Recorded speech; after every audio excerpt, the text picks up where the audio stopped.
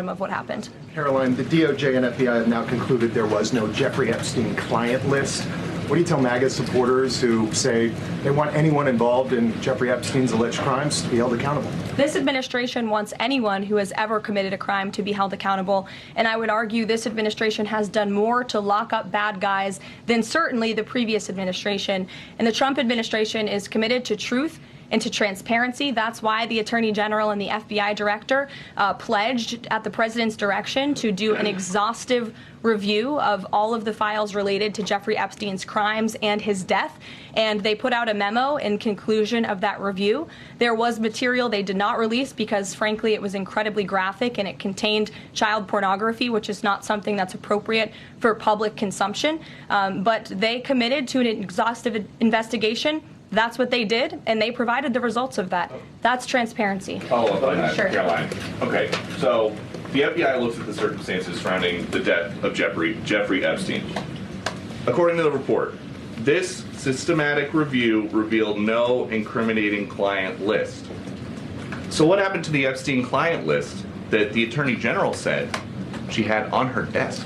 Well, I think if you go back and look at what the Attorney General said in that interview, which was on your network, on Fox News. Got the quote. Go ahead. John Roberts said, DOJ may be releasing the list of Jeffrey Epstein's clients. Will that really happen? And she said, it's sitting on my desk right now to review. Yes, she was saying the entirety of all of the paperwork, all of the paper in relation to Jeffrey Epstein's crimes. That's what the Attorney General was referring to, and I'll let her speak for that. But again, when it comes to the FBI and the Department of Justice, they are more than committed to ensuring that bad people are put behind bars. They have an operation going on right now called Summer Heat, which has our murder rate trending in the lowest direction in United States history. Their emphasis on violent crime and locking up violent criminals has led to the arrest of 14,000 violent criminals. That's a 62% increase from the same time period last year. So this Attorney General and the FBI Director are committed to putting bad people behind bars where they belong. They promised an exhaustive review. That's what they did. For any further details, I would refer you to the Department of Justice.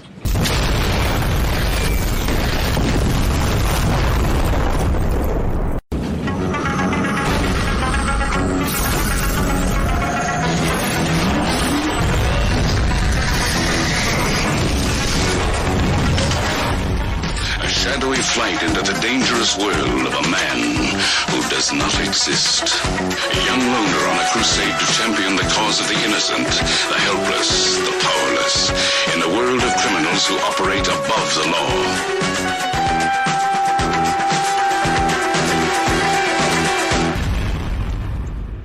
Hey, it's me, and welcome to Trump Mafia. We still don't know anything about the January the 5th and January the 6th. 2021 pipe bomb guy. Yeah, pretty amazing, right? The mighty FBI and all the resources they have, and nothing. And then you look at the 2 assassination attempts on President Trump, nothing. I mean, these guys, who were they talking to? We don't know. Then it comes to Epstein. You know, you had the FBI collecting all the evidence a day after Epstein died, and nothing. No client list, nothing. But what you do have is a whole bunch of stories coming out of the FBI and the DOJ. Kash Patel, Dan Bongino, Pam Bondi. Are these people really in charge? You have to wonder about it. I have a theory that it doesn't even matter if it's Merrick Garland or Bill Barr, Jeff Sessions, or Pam Bondi, or even if it's Chris Wray, or if it's Robert Mueller, or if it's Kash Patel. The more things change, the more they stay the same. It's almost like there is some kind of a cabal that is running the DOJ and FBI. And a new AG comes in, a new FBI director comes in, and they're allowed to do a lot of stuff, right? So it seems like they're in charge, but when it comes to things that really matter, they're told to stand down, or they're not even told anything, and things just happen. Suddenly you have cover-up stories, and they brought in Dan Bongino. You know, I don't dislike Dan Bongino. I heard he has a successful podcast, or he had it, and he's pretty much pro-Trump, but he was brought in only to sell the cover-up stories, like a PR guy. Not that he intentionally does that, but the people that are in charge thought, hey, we need somebody that MAGA people can trust, so that when he puts out the cover stories, then it's more believable out there on the MAGA streets. And it doesn't work on me, obviously, but a lot of people may think, hey, Kash Patel and Dan Bongino, they're really legit, so if they're saying it, it must be true. But then Kash Patel comes out and he's like the FBI director speaking, right? He's like, we have to prioritize Israel. What's that all about? Or they come out in a joint statement, oh yeah, Jeffrey Epstein killed himself, for sure, 100%. We saw the video. Then they release 10 hours of a video and a whole minute is missing. And you're like, why? And so it's pretty obvious that you cannot have a whole operation with Epstein, and you had reports, verified reports, that an ex-prime minister of Israel was on the island, Bill Clinton, and Prince Andrew of the royal family in the UK. But suddenly you don't have a client list. And I can understand, maybe there's no per se client list, maybe there's a black book with contacts, but you also have to believe that they had cameras everywhere on the island filming all of the escapades, and if you had guests that were doing bad things, it would be on video. So maybe there's not a list, maybe there's a video collection, which is even worse than a list, right? A list is just a list of names. It could mean anything. Maybe some people really went there just to have a drink with Epstein, and then they took off, did nothing. It's possible. But if you have a video collection, then that's worse than a client list. And that video collection is something we will not see, because they already said we cannot show anything because we're protecting the identities of the minors involved. But then you have to wonder why nobody gets arrested. If you have videos of minors, it's not just the minors alone in those videos. There is somebody with them. And it could be Epstein, could be somebody else. And you have to wonder, if there's no arrests, then they're implying that all of the videos were involving minors and Epstein, no one else. And you can believe that, or you cannot believe that. But the problem is that the DOJ and FBI are selling you a story, and you're just supposed to go, okay. And then they added Dan Bongino to the FBI just to make it more credible. But it's useless, right? I mean, really. But think about January the 6th, 2021, and the day before you had dummy bombs being placed everywhere. And that was the very reason why Congress was shut down. Not any riot, it was the bomb threat that shut Congress down, stopping senators from giving evidence, hearing evidence about massive voter fraud. So it was really the bomb threat that was the key to January the 6th. And then you have some video, but then the FBI gives a video, and many frames are missing. Just like with the Epstein prison video, 60 seconds are missing. What's that all about? And then we still don't know who the pipe bomb guy is. Or there is a video, though, that came out like 2 years ago, where you had other people involved with the pipe bombs. So it wasn't just one guy. And that story kind of went away, but that video is still out there. But again, frames are missing. And after all this time, you still don't know who the pipe bomb guy is. You know, the FBI, with all their resources and intel, they can chase down any granny that was there in D.C., but they somehow cannot find the pipe bomb guy. Like, they can track where he walked, but they cannot find how he arrived and how he left.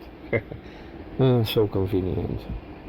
But that reeks of a cover-up. Why would the FBI cover up for that guy? Do they know him? Is he part of an operation? Is he really a bad guy? Is he one of the good guys that's doing bad things? We don't know. Then we come to the assassination attempts on President Trump. I mean, both of them were on the phone to some other person, right? Who's that other person? How can they not even know that after all this time? How come we don't know more?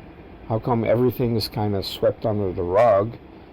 And if you really look at how they're behaving, it seems like they're really conscious about MAGA, or people that are MAGA, what they would think, because they're using Dan Bongino, for example, but they're also kind of blaming countries that you would think MAGA people don't really like. You know, so the assassination attempts, they're saying, it was Iran. It was Iran. And I guess the people that are organizing these cover stories, they're like, those people, they don't like Iranians, so let's just blame Iran for the 2 assassination attempts. Or election 2020. Let's just say it's China. They don't like communism. They don't like China. So let's just say that was China. So election 2020, China. The assassination attempts, Iran. And so you have to be cynical, because that's the only way that you can really find some kind of an explanation for the bizarre stuff that is coming out. So even though a lot of files were released, a lot of information we already had, when it comes to Russiagate, I mean, they're coming up with another cover-up story, and this one most people don't even detect, because it's been a cover-up since the beginning. And I'm talking about the origin of the Russiagate narrative. And that was in 2012, in 2015. But they make it seem like everything was developed in the summer of 2016. And lately, now, they're saying it was really Barack Obama and Hillary, and then John Brennan and the rest of them, they created the stuff and got the Trump dossier, and you know the rest. But the FBI and the CIA were involved in this story, even in early 2016, even in late 2015, and they placed assets on people because they were going with a narrative that Russians were involved in the Trump campaign. And that's from the get-go, 2015. Now, how can that happen? How can people just come up with something like that? Well, they did not. The true origin, Spygate, Russiagate, it doesn't lie with Barack Obama or Hillary, not at all. They were just puppets that enabled the embellishments and the elaboration of the whole hoax. But it really started in 2012 when Donald Trump back then wanted to build all these resorts and golf courses in Scotland. Now, MI6, the GCHQ, you know, they were not really happy with President Trump supporting Brexit. Even independence for Scotland was talked about. And they didn't want President Trump to be able to build there, so they put a man on Trump and his whole department, and that department was looking for any Russian oligarchs that were financing the projects by Donald Trump. And guess who was the head of that department at the time at MI6? Christopher Steele, yeah, the very author of the Trump dossier. So we're talking about 2012. Now, Steele also went to NYC to kind of hover around, try to get into the circles of the Trump family, Ivanka Trump even, you know, almost like a spy, like Jason Bourne, right? And they couldn't get anything, so finally that kind of fizzled out, but you still had MI6 with all these investigations about any Russian oligarchs and Donald Trump. So years later, President Trump announces in 2015, and GCHQ goes, hey, we have files on this guy, and they see the Russia collusion files or the investigations they did, even though it didn't turn up much, just innuendos and allegations, but nothing concrete. But they said, hey, let's give this to the spooks in the USA, our colleagues of the Five Eyes, and that's what happened. So in 2015, GCHQ gave the spooks their files. Then you had a fusion group that was created in the beginning of 2016. So they already put spies on various officials that were involved in the Trump campaign, and in early 2016 they created a fusion group, the FBI and the CIA. So the FBI already knew about all of this in early 2016. Now the director of the CIA, John Q. Brennan, he went to the White House. He walked to the White House and he went to the Situation Room. As you know, it's top security, no phones. And he talked to Susan Rice, Barack Obama, and Valerie Jackass, allegedly. But they had some kind of a meeting and something was discussed. So we're not talking about the summer of 2016. We're talking about early 2016. And then the FBI suddenly opens an investigation in the summer of 2016, acting like they just found out something. But they already had it, and the CIA was already circulating all of that stuff in 2015. So they pretended like it was all new in the summer of 2016, like, oh, what's this, right? You can imagine. And the CIA, they were involved from the start, but then they're acting like they just found out. And the reason is you want to protect GCHQ, the UK, MI6. You don't want to make it seem like a foreign country is interfering in US campaigns and a US election. But that's exactly what happened. So the cover story is to protect the UK, who were involved in interfering in a presidential campaign, and that led to sabotage of a sitting president. So they're at the inception, the origin of the whole thing, and that's covered up by making the whole story like it started in the summer of 2016. And it was the Hillary campaign, right? And it was Barack Obama and John Brennan, doing some kind of a intel assessment, and they added the Trump dossier. That's how it started. No, that's not how it started, because tell me why Christopher Steele suddenly has all these talking points. It happened because of 2012. As I explained, that's when it really started. So you could say that Russiagate was a joint operation, not only with UK Intel, MI6, GCHQ, but also the Dutch, Italy, you had Joseph Misfud, and the other stories, that has all been forgotten. How convenient. And it's a very simple little story that it was a political dirty trick by the Hillary campaign and Barack Obama and John Brennan, and he broke the rules, and James Comey, and they did, right? All of that is true, but what is not said is the cover-up and the true origin of Russiagate. That's the cover-up. So it's easy to, again, fool people that are MAGA or conservatives. You just say, Hillary did it, Obama did it, John Brennan. And people are like, oh, okay, yeah, we gotta go after them. We gotta make sure they pay for that. But guess who's protected and not talked about? MI6, 007, right? And GCHQ. Yeah, that's how it works. So that's just one example. But then you have to think about all the Ukraine ties that were found with the 2 assassination attempts on President Trump, blaming Iran seems very convenient if you're going to be protecting Ukraine secret services, for example. And how about January the 6th? You also have reports of Ukrainians being on the scene. What's that all about? So are we ever going to get to read the Book of Secrets? Well, it's not going to be revealed with Pam Bondi, Kash Patel, and Dan Bongino. That's for sure.